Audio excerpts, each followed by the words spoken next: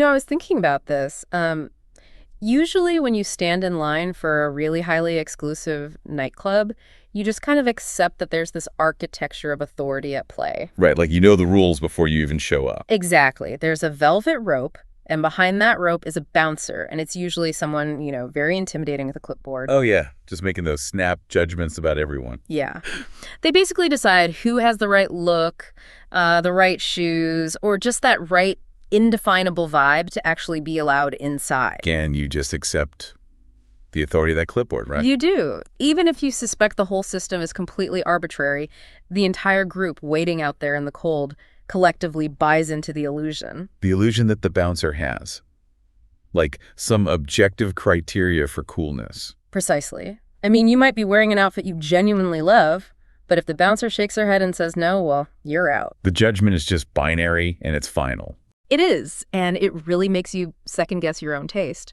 But imagine what would happen if, one night, the people shivering in line suddenly realized the bouncer wasn't actually checking a master list. Wait, like they realize the bouncer's just making it up. Yeah, imagine realizing they're just making it up on the spot based on, I don't know, their fleeting mood or what they had for breakfast. Oh, wow, that would completely ruin the mystique. Right. The second that realization ripples through the crowd, the entire illusion of the club's prestige just collapses. The velvet robe goes from being this high-status barrier to, well, just a piece of cheap fabric. And that, that profound sense of realization, that sudden collapse of an artificial hierarchy is exactly what we're exploring today. That applied to something way bigger than a nightclub. Much bigger. We are looking at the sprawling, intimidating world of high art, aesthetic theory, and cultural gatekeeping. Because for centuries, we've basically been standing in line outside the museum or outside the opera house, trusting the cultural bouncers. We really have. We've assumed that the critics and the curators possess this, objective clipboard of standards. But today, we are taking you on a journey into the mind of a thinker who spent his entire career proving that the velvet rope of high culture is a complete fabrication.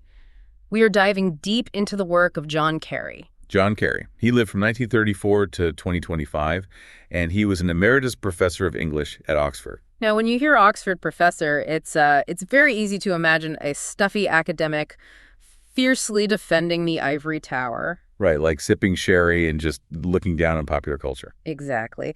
But Carey was the exact opposite of that stereotype. He was the ultimate intellectual provocateur. He really was. He used the immense privilege and the platform of his Oxford position to basically systematically dismantle the snobbery of the elite cultural establishment. And he did it from the inside out, which is what makes this so good. We have a fascinating stack of sources to guide us through his worldview today. Yes, and the centerpiece of all this is his seminal 2005 book, What Good Are the Arts? But, we aren't just looking at the book in a vacuum. We also have extensive academic and cultural reviews of the text. Including some incredibly fierce pushback, right? From philosophical and economic perspectives. Oh, definitely. People were mad.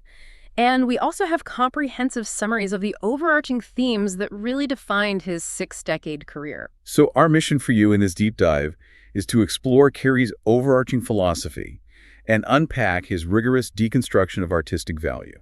We also want to understand how his theories fundamentally challenge how we fund the arts and ultimately figure out why this deeply subjective view of aesthetic judgment actually matters to you in your everyday life. It's a lot of ground to cover, but it's so incredibly relevant. Okay, let's unpack this. To really understand Carey, where do we need to start? Well, we have to start by understanding his central driving animus. He harbored this intense, lifelong skepticism of self-serving mystification. Self-serving mystification. What does that actually mean in practice? I mean that he absolutely rejected the prevailing academic idea, which is usually rooted in classical philosophy, that artists are somehow higher spiritual beings. Oh, right, because the cultural establishment loves to promote the idea that great artists have access to, universal truths. Exactly.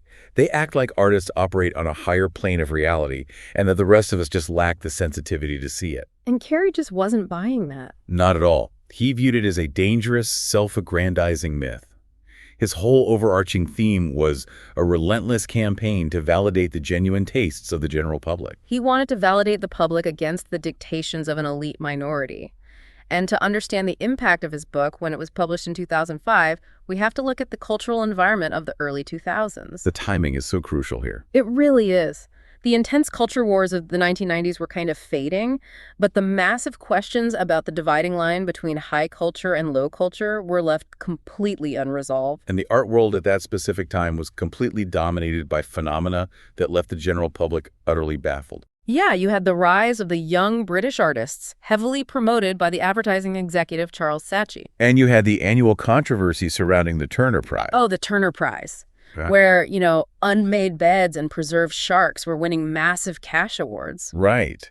Carey was watching all of this, and he recognized this historic, gaping disconnect between the institutions of art and the actual public they supposedly served. And nothing highlighted that disconnect more brilliantly, or I guess more absurdly, than the 2004 Montmartre warehouse fire. That is such a perfect example. So Montmartre was a fine art storage facility in East London. Right, and a fire broke out and destroyed millions of pounds worth of contemporary art. We are talking about highly famous, critically acclaimed pieces. Like Tracy Emin's famous piece, Everyone I Have Ever Slept With, 1963-1995. Yeah, which was an applique tent covered in names, right? Reduced to ashes. And the Chapman Brothers' monumental work called Hell. It consisted of thousands of miniature, meticulously mutated toy soldiers arranged in nightmare scenarios. And that was completely destroyed, too. Now, in the traditional art world, this was treated as a major cultural tragedy. Like a museum burning down. Exactly. But what fascinated Carey wasn't the loss of the physical objects. It was the general public's reaction. Because the public didn't mourn at all. They didn't. In fact, they actively rejoiced. There was this palpable sense of glee. Tabloid newspapers ran sarcastic headlines. Callers on radio shows were laughing about the ashes of the tent. People were essentially saying, good riddance to rubbish. And for Carey, this wasn't just a funny news story. It was absolute empirical proof that the art world establishment had entirely lost its credibility. The public basically no longer believed in the bouncer's clipboard. It demonstrated that the public viewed contemporary high art not as a shared cultural treasure, but as an exclusive, arrogant game. A game being played by rich people for rich people, and when the game board caught fire, the public felt a sense of vindication. Which is wild to think about, but it makes so much sense. Let's pause and really test Carey's premise here, though, because my immediate instinct is to defend some standard of quality. Sure, it's a natural reaction. I mean, sure, the bouncer for contemporary, highly conceptual art might be making things up. When we are talking about unmade beds and mutated toy soldiers, it's easy to see the absurdity. It's an easy target, yeah. But wait, isn't there some objective standard we can cling to? Doesn't a masterfully painted portrait by Rembrandt require objectively more skill, more time, more training than an artist just, painting a necktie solid blue and nailing it to a gallery wall? That is the exact instinct Carey forces us to examine. And he demands that we make a crucial distinction here. Okay, what's the distinction? We must aggressively separate the concept of skill from the concept of aesthetic value. So skill and aesthetic value are completely different things in his mind. Exactly. Because skill is an objective reality. It is totally measurable. You can scientifically measure how accurately someone renders the anatomical proportions of a human hand. Right, or you can measure the structural complexity of a Bach fugue compared to a three-chord pop song. Yes. You can measure the time, the physical dexterity, and the historical knowledge required to produce an object. Carey does not deny that skill exists. But he argues that skill doesn't automatically equal art. That's it exactly. Skill is a technical property. But aesthetic value, the status of elevating an object into a work of art, is completely different. I see. Because there are highly skilled things that we do not call art, right? Oh, absolutely. Like a perfectly executed parallel parking job. Yeah. Or a brilliantly written piece of software code. Highly skilled, but not in a museum. And on the flip side, there are entirely unskilled things that galleries display as high art. Exactly. Carey starts his deconstruction by pointing out the sheer absurdity of trying to define art by its physical properties. The examples he pulls from the sources for this are just wild, and they effectively destroy the idea that art has a specific physical requirement. Like Piero Manzoni. Let's talk about him. Oh, the Italian artist. In the early 1960s, Manzoni produced 90 small tin cans. And what was inside them? He sealed them, numbered them, and labeled them artist shit. Each contained exactly 30 grams of his own excrement. And here's the kicker.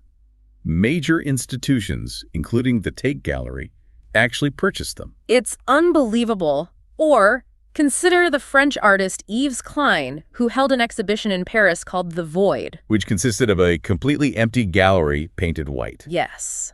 Thousands of people lined up, paid an entrance fee, and walked into literal nothingness. And then there is Orlin, a French performance artist who used her own body as a canvas. That one is intense. She underwent a series of surgical operations, broadcast live via satellite to art galleries around the world. Right, and the surgeries were specifically designed to alter her facial features to match historical male criteria of female beauty. Like giving herself the forehead of the Mona Lisa. It's extreme.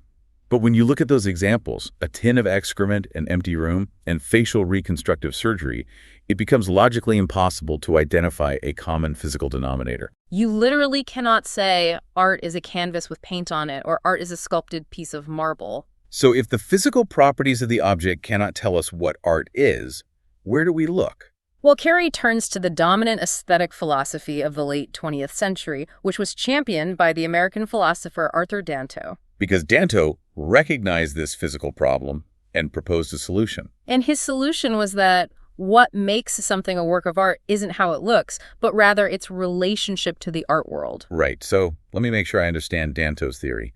It sounds almost exactly like how cryptocurrency works. Oh, that's a really interesting way to frame it. A Bitcoin has zero intrinsic physical value, right? You can't hold it, you can't build a house with it, you can't eat it. Right. It only possesses value because a highly specific, agreed-upon network of users, developers, and financial institutions collectively decide it has value. Exactly.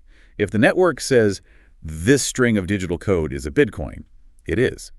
So is Danto saying that if the art world network, the critics, the museum directors, the academics, says something is art, then it magically becomes art? That is a brilliant analogy, and yes, that is essentially Danto's institutional theory of art.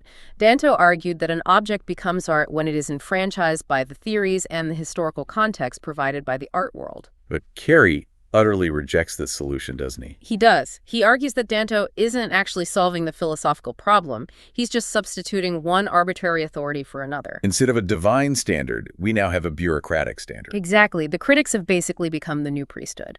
And Carey uses a fantastic thought experiment to expose the flaw in Danto's theory.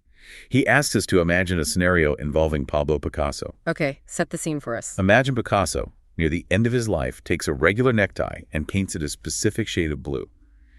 He does this as a profound theoretical statement against the rise of abstract expressionism.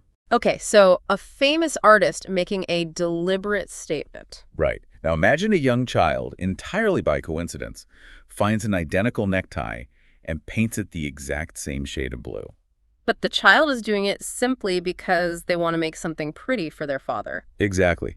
So we have two physical objects that are atomically indistinguishable. Right. Physically identical in every way. Now, according to Danto's theory, Picasso's tie is a masterpiece of modern art because it is situated within the rich historical dialogue of the art world. But the child's tie is just a painted piece of fabric. It isn't art. And this is exactly where Carey attacks the foundation of the theory. Carey points out that meaning, or historical context, are not physical properties inherent inside the fibers of the necktie. They don't exist in the physical world. Meaning is entirely supplied by the consciousness of the viewer. Exactly. The child's necktie could possess profound meaning. It could symbolize a pure gesture of familial love, or perhaps some subconscious hostility toward the father's corporate giant. But by stating that the child's tie is not art, simply because the professional critics haven't rubber-stamped it, Danto is acting exactly like that nightclub bouncer. He is. He is essentially telling the general public, your emotional responses don't count.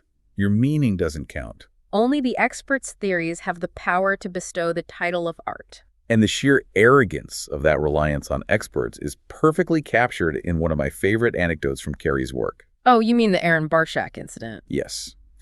In 2003, Barshak, who was a man who styled himself as a comedy terrorist, crashed an exhibition at the Modern Art Gallery in Oxford. And this was an exhibition featuring the Chapman brothers, the same artists whose work later burned in the Montmartre fire. Right.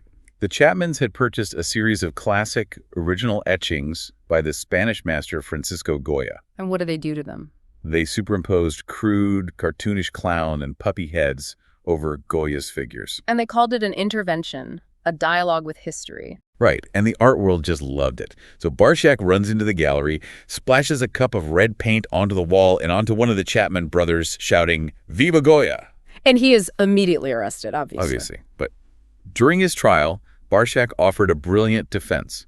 He claimed that he was simply creating his own conceptual artwork. He argued that he was adapting and commenting on the Chapmans' art in the exact same way the Chapmans had adapted and commented on Goya's art. The layers of irony there are incredible. They really are. And Carey zeroes in on the reaction of the presiding magistrate, District Judge Brian Loosley. What did the judge say? The judge sentenced Barshak and explicitly stated in his ruling that even stretching the boundaries of modern standards, Barshak's stunt could not possibly be considered a work of art. But how could the judge possibly know that? By what standard is ruining a Goya considered high art, but ruining a Chapman considered a crime? Exactly. Carey uses the judge's statement to expose what philosophers call the Kantian assumption. For those who might not be familiar with 18th century philosophy, Immanuel Kant argued that when we declare something to be beautiful or artistic, we aren't just expressing a personal preference. Right. It's not like saying, I enjoy the taste of vanilla. Exactly. Kant believed we speak with a universal voice. He argued that aesthetic judgment is rooted in a disinterested contemplation that should be universally valid for all human beings. So Kant basically provided the philosophical justification for snobbery. He really did. He gave people the intellectual cover to say, I'm not just sharing my opinion. I have tapped into a universal truth, and if you disagree with me, you are objectively wrong. That's precisely how Carey views it. We all carry this Kantian assumption around with us. The judge in the Barshak case assumes there was a correct and objective answer to what art is, and that as an authority figure, he possessed the ability to dictate that reality. And Carey wants to obliterate that assumption entirely. So, if we can't define art by its physical materials, and we refuse to let a network of elite critics define it, and we reject the Kantian idea of universal objective beauty, what are we actually left with? How does Carey actually define a work of art? Carey arrives at a definition that sounds incredibly simple, almost tautological, but its implications are just massive. I'm ready. What is it? He writes, a work of art is anything that anyone has ever considered a work of art, though it may be a work of art only for that one person. Okay, a lot of people hear that and immediately push back. It sounds like a massive cop-out. Yeah, it sounds like giving up on standards entirely. But does it actually? It only sounds like a cop-out if you are clinging to the desire for a hierarchy. Carey argues it is the only logically honest definition. It's a profoundly democratic shift in perspective, isn't it? It is.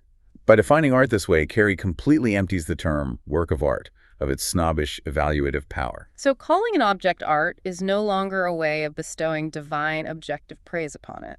Right. It is simply stating a factual observation about your own subjective perception. You're saying, this object functions as art for my consciousness. This philosophy connects so beautifully to an idea Carey borrows from the novelist Virginia Woolf. Oh, the concept of the virgin forest. Yes. Woolf wrote that deep within every single human being, there is a virgin forest, a vast snowfield where even the print of birds' feet is unknown. It's such a striking metaphor for the absolute, impenetrable solitude of human consciousness. It really is. Because of the limits of our biology, we physically and neurologically cannot cross the barrier into another person's mind. Philosophers call this the problem of solipsism, or the challenge of intersubjectivity. I can never truly know what you are experiencing when you look at a painting. Right, so if I can never access your virgin forest, how can I possibly have the audacity to claim that my experience is better than yours? You can't. Exactly. When an elite music critic claims that their experience of listening to a complex Mozart symphony is objectively more valuable or higher than a teenager's experience of sobbing while listening to a three-chord pop song, Carey argues the critic is simply lying. They cannot know the depth, the resonance, or the emotional utility of the teenager's experience. They are literally trying to measure a forest they have never walked in. If we accept this radical subjectivity, that art is whatever an individual considers it to be, it forces us to ask a much broader question. Right, because if there is no objective standard, where does our relentless human drive to create and consume art actually come from? Why do we even do it in the first place? This pivot moves us away from abstract philosophy and directly into the realm of evolutionary anthropology. Carey looks to the work of scholars like Ellen Dissanayake. Disanayake's work is fascinating because she strips away all the modern museum contexts and looks at art as a biological behavior. She argues that the human need for art is rooted deeply in our hunter-gatherer past, originating as a behavioral mechanism she calls making special. Think about early hominids struggling to survive. Resources are scarce, predators are everywhere. Dissanayake suggests that when early humans took the time and energy to carve intricate patterns into a bone tool or paint their bodies with ochre, they were taking an ordinary survival activity and making it special. And this behavior wasn't frivolous. Not at all. It served a vital evolutionary purpose. It focused the group's attention, synchronized their emotional states, bound the tribe together, and ultimately increased their chances of survival. Art, in its very origins, is a social glue. And Carey uses this evolutionary lens to perform a massive redemption of what elites sneeringly call low or popular art. The cultural establishment constantly critiques mass culture for being sensationalistic or for being obsessed with tribal violence or melodrama or romantic love. But Carey points out that these are the exact themes that have driven human survival for hundreds of thousands of years. So popular art is successful because it is fulfilling deep, ancient biological imperatives. Exactly. Let's examine the mechanism of this using a modern example. Carey discusses football, or soccer for our American listeners. High culture critics often view massive sporting events as vulgar, violent displays. But Carey asks us to look at the anthropological function. What actually happens at a football match? Well, you have thousands of people wearing the same colors. You have rhythmic chanting. You have a shared, passionate, emotional focus. And you have physical contact, and yes, sometimes the ritualized violence of hooliganism. Functionally, it operates as a mock battle. It provides a sense of tribal belonging and a temporary loss of the isolated individual ego, which are deeply ingrained evolutionary desires. Another great example is the soap opera. The traditional critic looks at a soap opera and just sees cheap, melodramatic garbage. But anthropologists point out a critical flaw in how we live today compared to how we evolved. Right. For roughly 99% of human history, our brains evolved to live in small, tight-knit bands of maybe 50 to 150 people. You knew everyone in your tribe intimately. You knew their dramas, their relationships, their histories. Today, we live in massive, concrete cities surrounded by millions of strangers. This isolation is profoundly unnatural to our Stone Age brains. We are biologically wired for gossip, for monitoring the social dynamics of a close-knit group. Exactly. And soap operas provide a highly effective, simulated cure for that modern loneliness. By watching the same characters every day, your brain engages in the exact same social monitoring it evolved to do. This soap opera gives the isolated modern viewer a surrogate tribe. It is fulfilling a profound psychological need and doing it highly effectively. To dismiss that as not art because it lacks the formal complexity of a Shakespearean tragedy is entirely missing the point of why humans consume narrative. But historically, missing the point has been the primary strategy of the elite. Elites have continuously weaponized the concept of refinement to maintain social dominance. And Carey illustrates this with a deeply revealing historical anecdote from the 11th century. The story of the Venetian Dogaressa.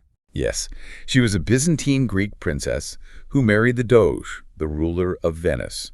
Now, you have to picture Venice in the 11th century. It was wealthy, but culturally, compared to the East, it was still quite rough, right? Very rough. Venetians ate their meals with their hands, basically using pieces of bread to scoop up food. But the Dogaressa arrives from Constantinople, bringing the ultimate symbol of high-tech refinement, a small, two-pronged golden table fork. Precisely. And when she used this golden fork at banquets to delicately lift food to her mouth, the reaction of the Venetian nobility was not admiration. It was outrage. Total outrage. The local ecclesiastics were deeply offended by her behavior. They viewed her use of the fork as an insulting display of arrogance, a way of distancing herself from the common, honest practices of the people. It gets darker, though.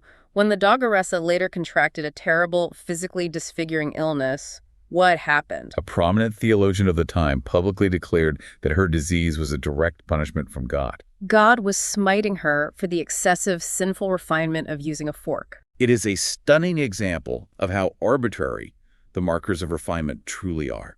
Today, eating with a fork is the baseline of civilized behavior. But in the 11th century, it was a sin of arrogance. Refinement is entirely culturally relative. And Carey uses this story as a launching pad to unleash a blistering critique on modern cultural elites. Elites who essentially do the same thing, using their specific aesthetic preferences as a weapon to claim moral superiority. And he takes no prisoners. He targets some very beloved figures in British literature. Like the novelist Jeanette Winterson, who has been highly vocal about the transcendent power of art. Winterson famously claimed that engaging with true art is a state of ecstasy that the uneducated masses simply cannot understand. She described her relationship with the paintings in her own home, writing about how she would move gingerly around her house because she genuinely believed the paintings were looking back at her. Demanding her attention. Right, and Carey dissects that, quote, mercilessly. He doesn't just disagree with it, he diagnoses it. He calls her belief a form of barely sane self-importance. He argues that she has confused her own intense emotional reaction with an objective property of the canvas. She's projecting her own ego onto the paint and then praising the paint for being so profound. He also goes after Iris Murdoch, the philosopher and novelist, which is a brilliant takedown of unacknowledged privilege. Murdoch wrote extensively on how good art and the appreciation of beauty make us better, more objective people. She argued that true aesthetic appreciation frees us from our selfish egos. To illustrate this, she gave a famous example of her own experience. She described feeling deeply resentful, brooding over some personal slight, completely wrapped up in her own ego. But then she looked out her window, saw a kestrel hovering in the sky, and suddenly the beauty of the bird shocked her out of her selfishness. She lost her ego in the objective beauty of nature. Now, it sounds like a beautiful, poetic moment of clarity. But Carey exposes the immense, unacknowledged machinery of privilege operating behind that exact moment. He dismantles it completely. He points out that her ability to experience that objective release depends entirely on a mountain of cultural and economic advantages. First, she is sitting in a private study, a space dedicated to contemplation. And she has a large window with a view of unspoiled nature, which implies expensive real estate. She has the specific, specialized education required to correctly identify the bird as a kestrel, rather than just a generic hawk. And most importantly, she has the vast amounts of leisure time required to sit and brood and then contemplate a bird. Carey's point is that if you are a single mother working 2 jobs to pay the rent, living in a concrete tower block, you simply do not have the luxury of losing your ego to a hovering kestrel. Murdoch forgot her own socioeconomic privilege, assumes her experience was a universal baseline, and labeled her specific brand of contemplation as objective beauty. It is the exact same exclusionary logic as the bouncer with the clipboard. So by this point in his argument, Carey has completely demolished the philosophical justifications for high art. He's shown that it can't be defined physically.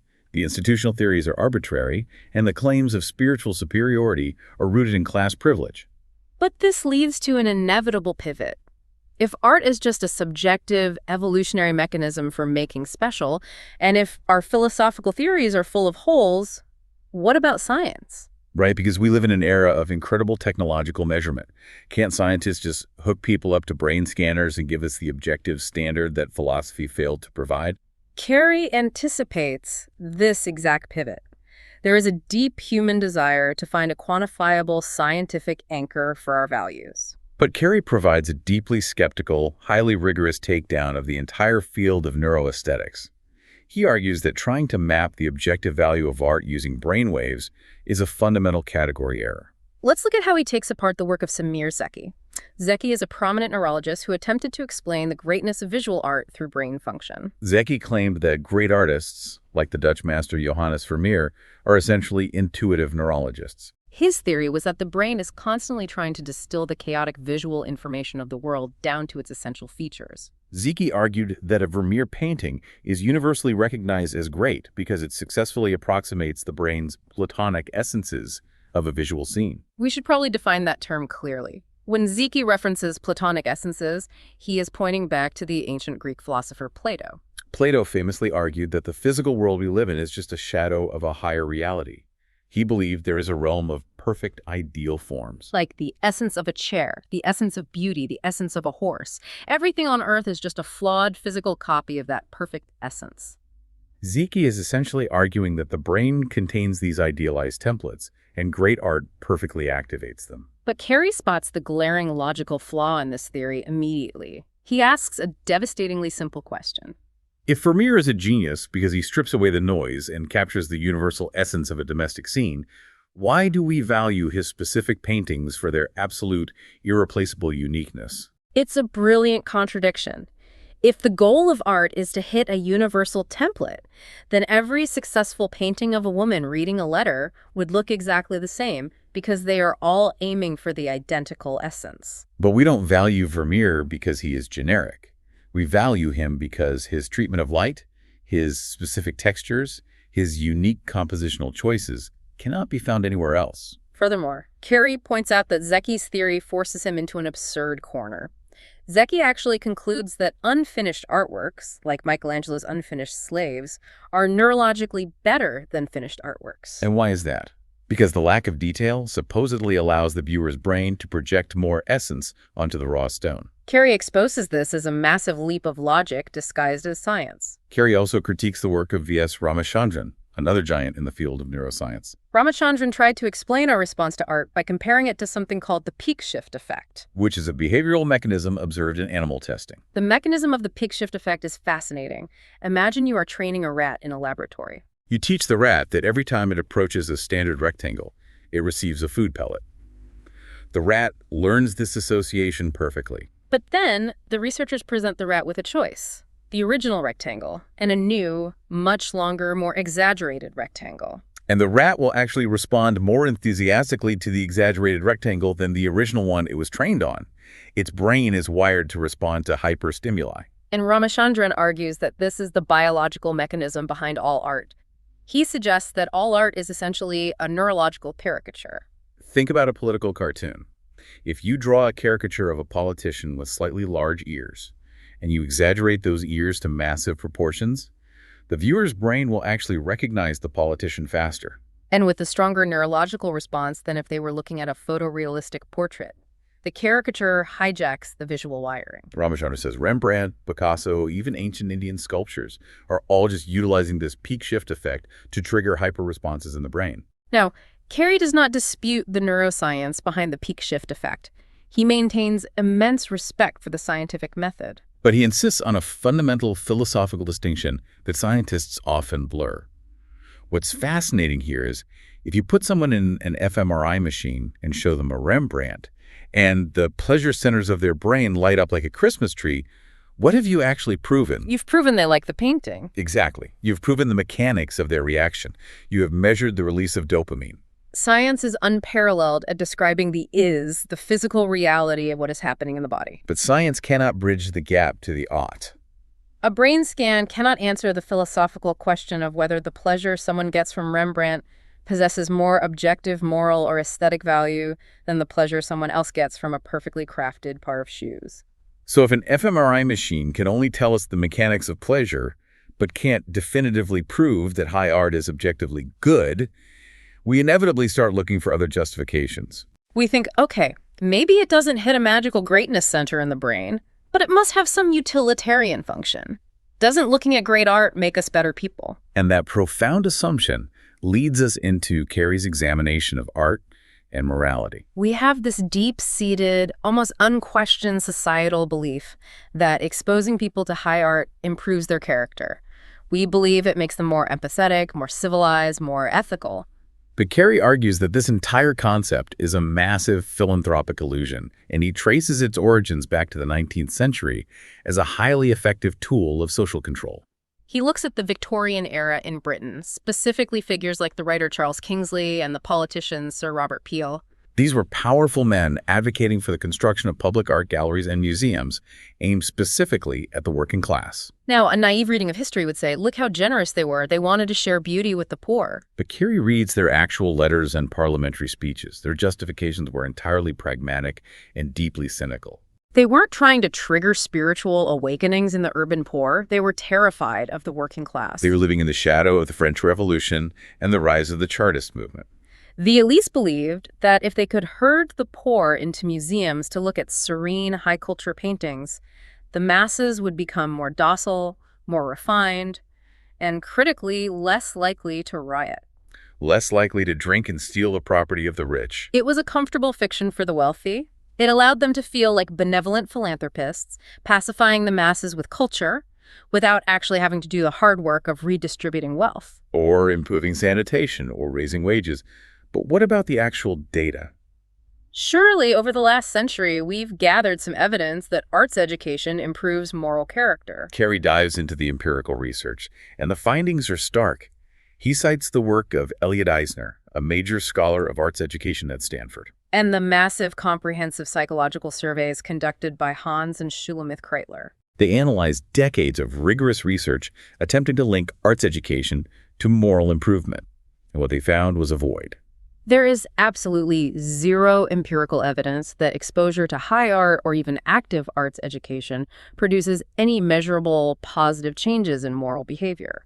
Let's be clear about what that means. Studying art history might make you significantly better at analyzing the brushstrokes of an impressionist painting.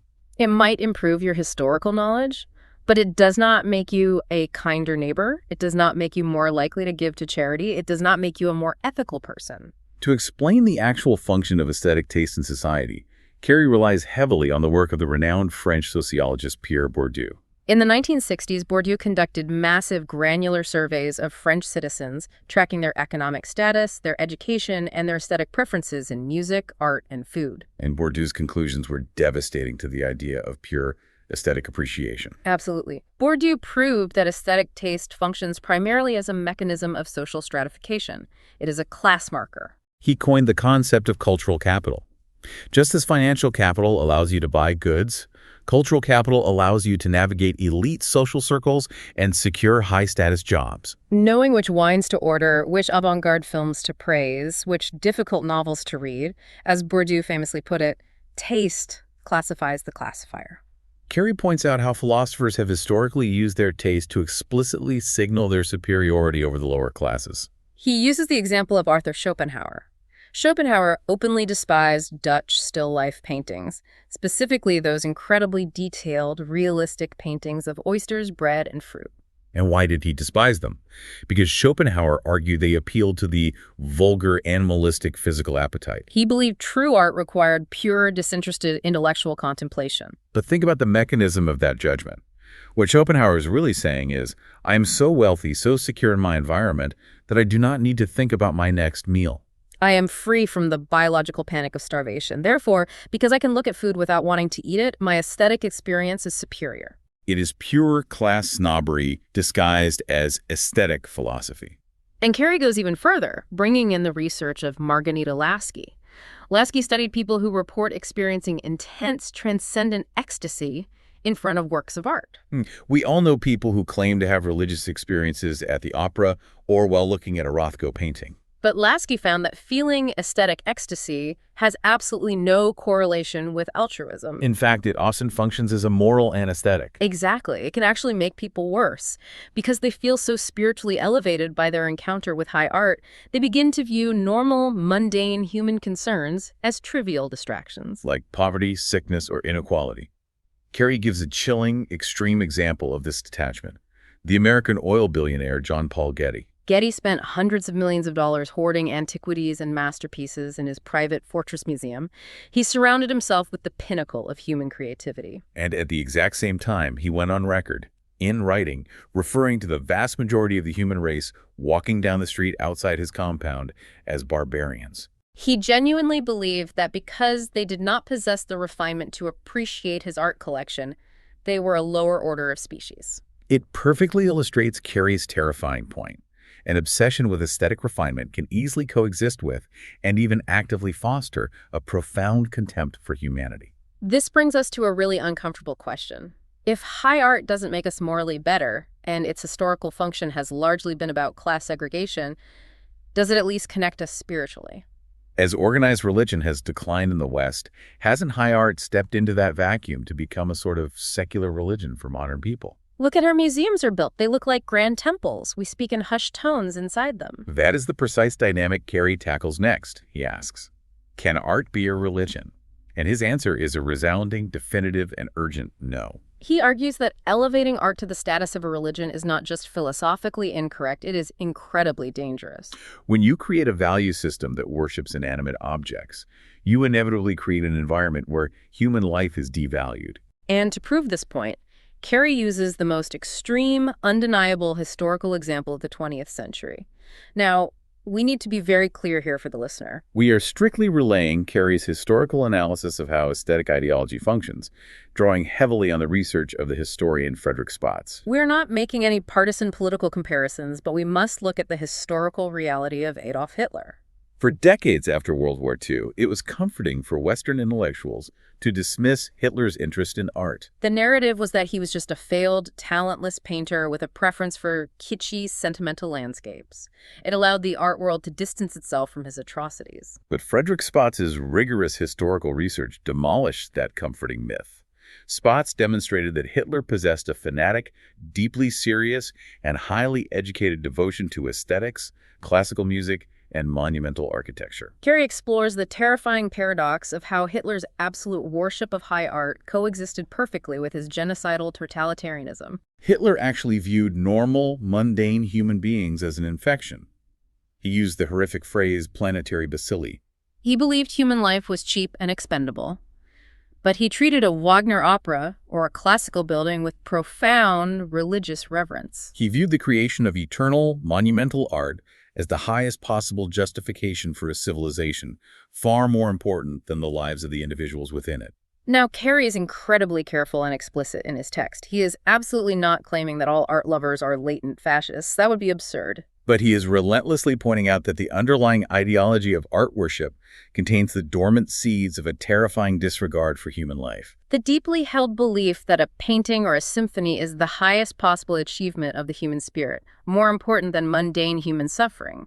If you believe the masterpiece matters more than the man, you are on a very dangerous philosophical path. Carey underscores this by mentioning the cultural critic George Steiner.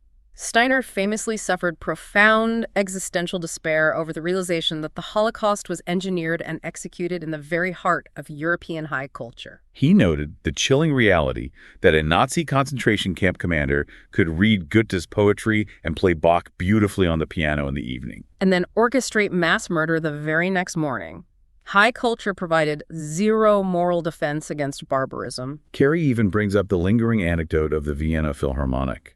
Decades after the war ended, this orchestra, considered the absolute pinnacle of classical high culture, still harbored deep-seated institutional anti-Semitism. Playing Mozart flawlessly did not save them from bigotry, did not cure their prejudice. So let's trace the logical chain Carey has built. He has argued that high art is not objectively superior, it is not a religion, and it possesses no inherent power to make us morally better citizens. If we accept those premises, it creates massive, immediate implications for how our society operates, specifically regarding the flow of money. And this is where Carey turns his critical eye from philosophy to policy, directly challenging the foundations of current arts funding. He zeroes in on the history of the UK Arts Council, which serves as a perfect model for Western arts funding generally. In its formative years following WWII, the Arts Council was heavily influenced by its chairman, the elite aesthete Kenneth Clark.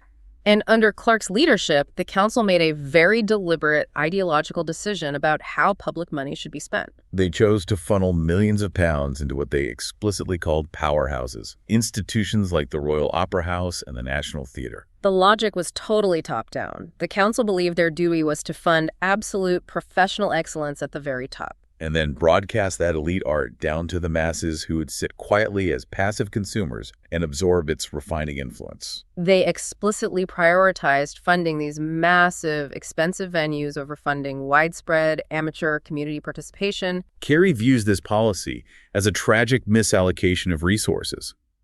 He argues that if the fundamental evolutionary purpose of art is making special, then our entire funding model is backward. If its primary benefit is building psychological cohesion and self-respect, we are throwing money at the wealthiest patrons to subsidize their opera tickets, while ignoring the people who actually need the psychological benefits of art the most. He offers a radical alternative. Carey argues that massive amounts of public arts funding should be immediately redirected away from the elite powerhouses and funneled directly into community initiatives, specifically highlighting prison art programs. And his justification for this is brilliant. He isn't arguing that we should fund prison art programs because the inmates are secretly undiscovered master painters who are going to produce the next Mona Lisa. The quality of the final object is entirely irrelevant to Carey. We should fund these programs because the act of participating in the artistic process profoundly builds self-respect.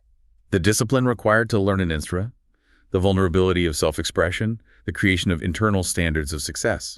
And sociological studies show that building self-respect in incarcerated populations actively reduces violence and lowers recidivism rates.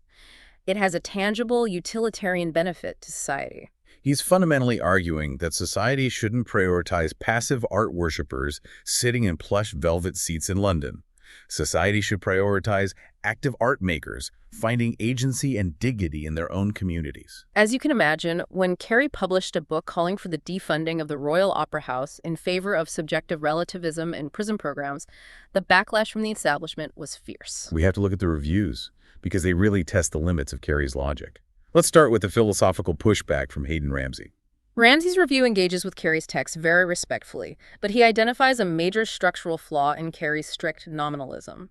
Nominalism in this context is Carey's insistence that art is only a name we give to our subjective feelings, and that there are no objective realities to the art itself. Ramsey argues that this extreme subjectivism completely ignores the lived reality of artistic growth, development, and tradition. Ramsey's basically saying, come on, John, you can't tell me that a child banging randomly on a piano is artistically equal to a concert pianist. Ramsey points out that artists develop techniques over decades. They enter into complex, deliberate dialogues with historical forms. There are objective, measurable standards of execution within specific mediums that cannot be wished away by calling everything subjective. And Ramsey deploys a brilliant, practical counterargument against Carey's beloved prison art programs. Ramsey proposes a hypothetical. Okay, imagine Carey gets his way. A prisoner joins a newly funded community singing program to build self-respect. But what if, during that program, the instructor discovers that this prisoner possesses a world-class, once-in-a-generation tenor voice? What if they are the next Placido Domingo? This is the trap, because if Carey has successfully defunded all the elite powerhouse institutions, where does that highly talented prisoner go to develop? Exactly. That raw talent requires the rigorous, institutionalized training, the professional colleagues, and the vast historical repertoire that only a highly funded institution like the Royal Opera House can provide. Ramsey's point is that you cannot neatly separate community participation from elite professional excellence. They are an ecosystem. The powerhouses provide the pinnacle of technique that inspires and sets the standards for the amateurs. If you destroy the peak of the mountain, the foothills suffer. It's a devastatingly effective counterargument, but the critique from the realm of economics might be even more dangerous to Carey's goals. We have a summary of a review by the cultural economist Michael Rushton, and Rushton approaches the book from a completely different angle. He starts by noting that Carey's central premise, that art has no objective value and you cannot rank one person's aesthetic preferences as inherently better than another's, actually aligns perfectly with the core assumptions of modern welfare economics. Yes. Economists operate on the assumption that individual utility is subjective. They don't judge if you prefer spending your money on comic books or caviar. They just measure the demand. Rushton points out that by adopting this economic mindset, Carey walks directly into a massive policy trap. Because if Carey is right, and high art has no objective value, and one preference is as good as another, then what is the justification for any government funding of the arts whatsoever? This requires a brief explanation of how economists view government intervention. In a free market, the government is only supposed to use taxpayer money to subsidize an activity if that activity produces positive externalities.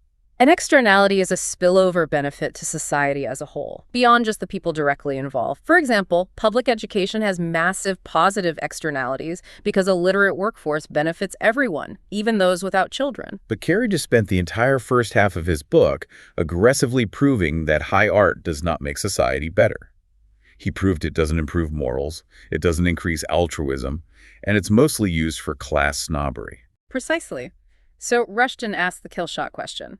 If there are no positive externalities, why shouldn't the government step away entirely? If art is just a subjective leisure activity, like playing video games or going bowling, why should the taxpayer subsidize it at all, whether it's the Royal Opera House or a community singing group? Why not let the free market handle it completely?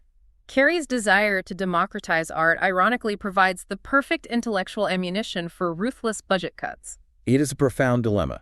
Carey spends 4 chapters systematically destroying the pedestal of high art. He levels the playing field entirely. Here's where it gets really interesting. Having argued that all art is subjective and no medium is objectively superior to another, Carey suddenly builds a passionate, intricate case for why he, personally and subjectively, believes that literature is the ultimate superior art form. It's a bold rhetorical move. He admits he cannot prove literature is objectively better using science or logic. But in Chapter 6, he lays out his subjective defense, centering on what he calls critical intelligence. His primary argument is that literature is the only art form possessing the structural capacity to argue with and criticize itself. Think about that for a second. You can write a poem that explicitly criticizes the conventions of poetry. You can write a novel that attacks the very concept of fiction. Literature can use its own medium to dismantle itself. Now, Ramsey, the philosopher we mentioned earlier, pushes back on this in his review. He argues that Carey is being a bit myopic here. Ramsey points out that you can certainly have anti-music music. Think of John Cage's 4'3", which is 4 minutes of silence that forces the audience to listen to the ambient noise of the concert hall. That is music critiquing the institution of music. Or you can have modern dance that explicitly deconstructs classical ballet. Those are fair points. But Carey's deeper argument is about the capacity for explicit moral reasoning. A piece of avant-garde music can critique the structure of a symphony, but it cannot explicitly debate the ethics of the French Revolution. Literature doesn't just show you a feeling, it tells you an argument. It engages in direct, articulate, ethical debate. Carey views the vast canon of literature not as a dusty museum of subtle truths, but as a massive, ongoing, fiercely contested argument across the centuries. To illustrate how this moral argument functions, Carey sets up an incredible comparison between two of the greatest moralizers in English literature, the Romantic poet William Wordsworth and the novelist Jane Austen. They represent two entirely opposed visions of how humans should interact with the world. Let's look at Wordsworth first. Carey highlights Wordsworth's philosophy of expansive, almost limitless, pantheistic empathy. Wordsworth fundamentally believed that anyone who feels contempt for another living thing possesses a stunted, broken mind. He wrote radical poems demanding that his elite readers extend deep sympathy to the absolute margins of society, to beggars, to outcasts, to what he called idiot boys. For Wordsworth, the ultimate moral failure was a lack of empathy. But then Carey contrasts that expansive empathy with the universe of Jane Austen. Austen operates with very strict, highly defined moral and social boundaries. In her novels, she constructs characters who are designed to be objectively contemptible. Think of the obsequious, sycophantic Mr. Collins in Pride and Prejudice, or the endlessly selfish, manipulative Aunt Norris in Mansfield Park. Austen doesn't want you to feel expansive empathy for Mr. Collins. She wants you to judge him. Exactly. Austen's moral framework insists that it is entirely right, proper, and necessary to feel contempt for behavior that damages the social fabric. Carey's brilliant point is not that one writer is objectively right and the other is wrong. His point is that by reading both, literature forces our own moral intelligence to navigate these conflicting visions. We have to wrestle with when to deploy Wordsworth's empathy and when to utilize Austen's judgment. Literature functions as a gymnasium for the conscience. I love that concept. And he reinforces it by bringing in George Eliot. Carey quotes this stunning, extended analogy from Eliot's masterpiece, Middlemarch. It's the parable of the scratched mirror and the candle. Eliot asks the reader to imagine a large metal mirror that has been heavily used, covered in a million random scratches going in every possible direction. Now, imagine holding a lighted candle up to that chaotic surface. Suddenly, the random scratches will appear to arrange themselves in a series of perfect concentric circles radiating out from the flame. It is one of the most profound metaphors for human psychology ever written. Yeah. The chaotic, random scratches represent the events of the world, the millions of independent lives happening around us. The flame of the candle represents our own innate, inescapable egoism. We constantly automatically organize the chaos of the world around our own desires. We look at the universe and think, how does this affect me? We fundamentally believe we are the main character, the center of the concentric circles. Carey argues that literature, better and more forcefully than any other art form, exposes the illusion of the candle. By plunging us into the internal thoughts of other characters, literature forces us to acknowledge the separate, vibrant inner lives of other people. It shatters our solipsism. Which transitions seamlessly into his next point. How does literature achieve this immersion so effectively? In Chapter 7, Carey proposes a counterintuitive theory. He argues that literature possesses a superpower, and that superpower is its sheer imprecision. He calls it the power of indistinctness. This flipped my brain upside down. Usually we think of great writing as perfectly descriptive. But Carey compares literature to the visual arts to prove his point. When you stand in front of a painting or listen to a recorded piece of music, you are presented with a finished sensory object. All the details are provided. The work of creation is done. But literature does not give you a sensory object. It just gives you black marks on a page. It gives you symbols. It forces the reader into the role of co-creator. Yes, it's like rendering graphics in a video game. The author provides the code, but your brain's graphics card has to actually render the world. When an author describes a character's face, they might give you 3 details: dark eyes, a scar, a cruel smile. Your brain has to actively build the rest of that face out of your own memories, your own dreams, your own subconscious database of faces. Because you are doing a cognitive work of construction, the emotional impact bypasses your logical defenses. To demonstrate the raw power of this indistinctness, Carey points to nonsense verse and archaic language. He uses Lewis Carroll's famous poem, Jabberwocky. "'Twas brillig and the slithy toves did gyre and gimble in the wabe." Those words literally do not exist. They have no dictionary definition. They are completely mathematically imprecise. But they work. Because they are indistinct, they bypass the rational, semantic processing centers of the brain and tap directly into our subconscious feeling of dread and strangeness. Carey also cites Edmund Spenser's 16th century epic, The Faerie Queene. Spenser deliberately utilized weird, archaic, invented spellings and misty syntax to create an allegorical dreamscape. Carey argues that this imprecision is the true engine of poetic power. It doesn't give you a clear photograph. It hands you the raw materials to construct a feeling within your own mind. And because you do the work of construction, you achieve something impossible with other art forms, true internalization. You can memorize a poem. You can physically carry it around inside the neural pathways of your own brain. You cannot memorize an entire Gothic cathedral. You cannot internalize a Mozart symphony in the exact same way. You can hum the melody, but you can't contain the full orchestration. But you own the poem. Carey provides a beautiful example of how readers use this internalized architecture. He quotes a line from a very minor Shakespeare character, Parolles, from the play All's Well That Ends Well. Parolles is a braggart and a coward who gets completely exposed and humiliated by his peers. He is left standing alone on stage, his reputation destroyed, his social life ruined. And in that moment of absolute stripping away, he says to himself, "Simply the thing I am shall make me live." It's such a resilient, defiant line. And Carey's point is that a reader going through a divorce or losing a job or facing a humiliating defeat can take that specific line, internalize it, and adapt it as a tool for their own psychological survival. The literature ceases to be an external object and becomes a load-bearing pillar in the reader's own mental architecture.